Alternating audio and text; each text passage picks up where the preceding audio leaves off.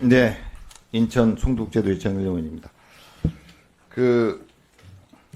저는 내년도 예산이 민생은 피폐한데 여전히 무공감, 대책 없는 낙관론 예산이라고 생각을 합니다.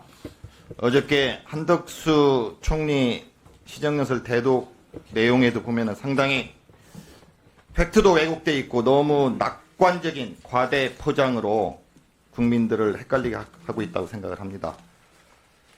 지금 경제가 어렵습니다. 민생경제, 지역경제 파탄 상태입니다. 어디에도 윤석열 정부는 보이지 않습니다.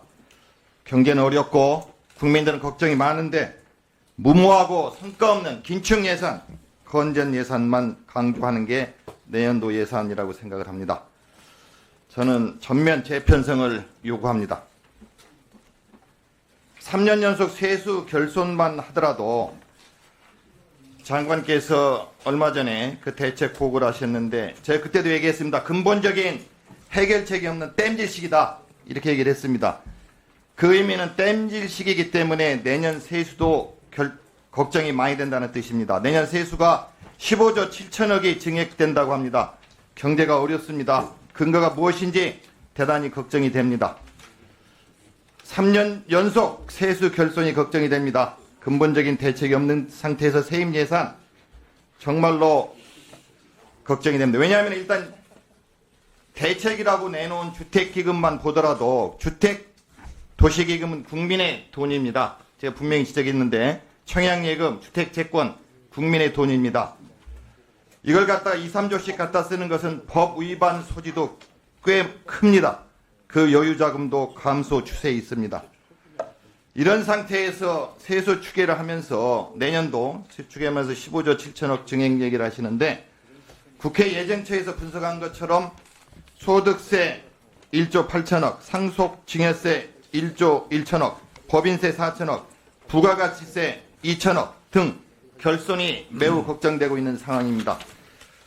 내년 경제가 모두 어렵다고 국내외 경제 기관들도 전망하고 있습니다. 이런 상태에서 아까 부총리께서 말씀하실 때 보면은 기업 실적 개선 등을 반영해서 금년보다 15조 6,868억 원 증가했던 기업 실적 증가.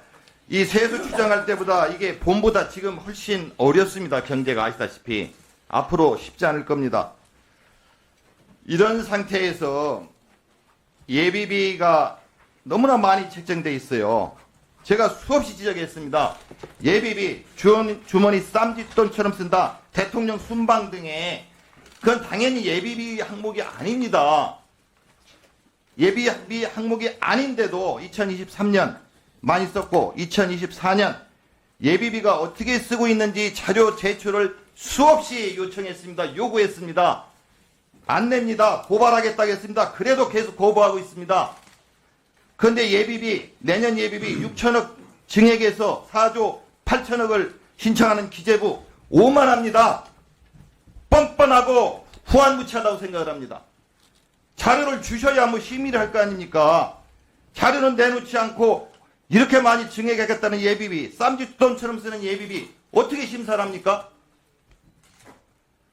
저는 감염병 대책 대응제도 삭감해놓고 예비비 증액 사유 말도 안 됩니다. 예비비를 심사하려면 자료를 주시오. 자료를 계속 거부하면서 국민을 무시하고 국회를 무시하는 기재부 반성하십시오. 저는 재정 지출도 지금 경제가 어렵습니다. 재정정책 써야 됩니다.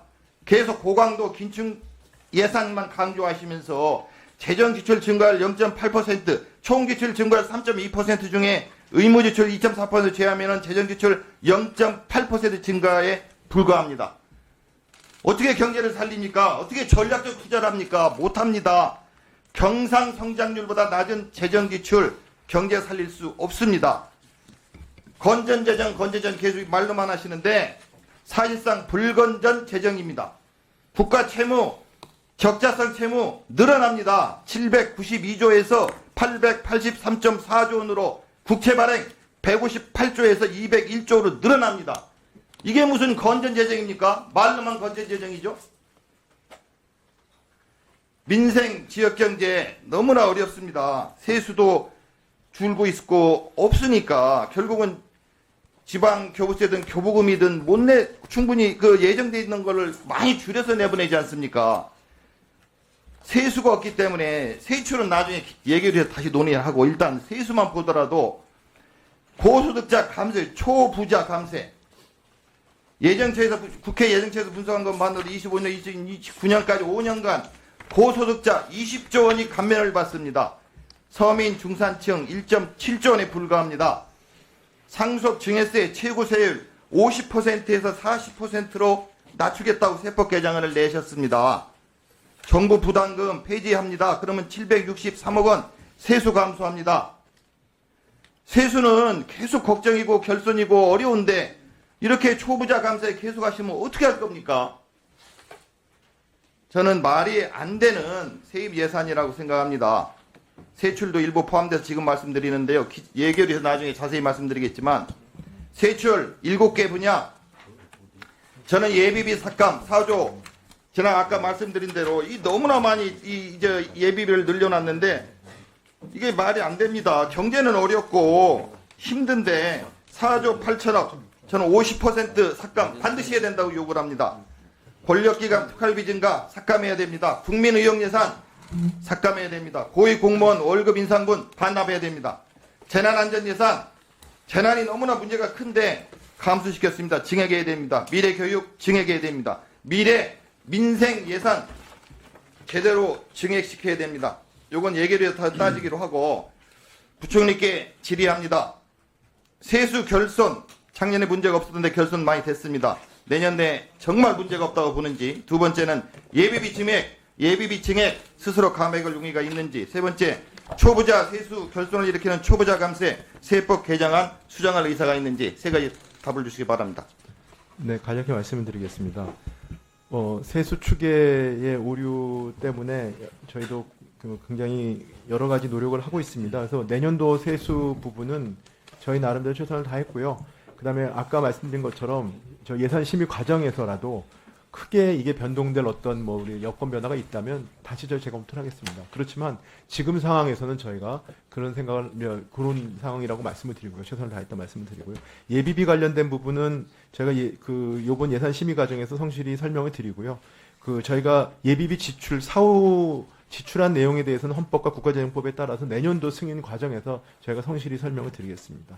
그다음에 감세 아까 말씀하신 부분들은 올해 저희가 세법 개정안이 전체적으로 내년도 세수에 미치는 영향은 1조가 안 됩니다. 그래서 저희 생각으로는 그런 부분들이 당장 내년도에 세수에 큰 영향을 주는 건 아니고 다만 저희가 생각하는 우리 조세 정책의 어떤 오래된 조세 제도의 어떤 낡은 제도를 정상화한다. 그리고 우리가 경제를 활력을 촉진한다는 데 도움이 된다고 생각하고 있습니다. 예비비는 기본적인 심의 자료를 주십시오. 하나도 안 주시면 심의가 불가능합니다. 예, 수고하셨습니다. 다음은 존경하는 박홍근 의원님 질의해 주시기 바랍니다.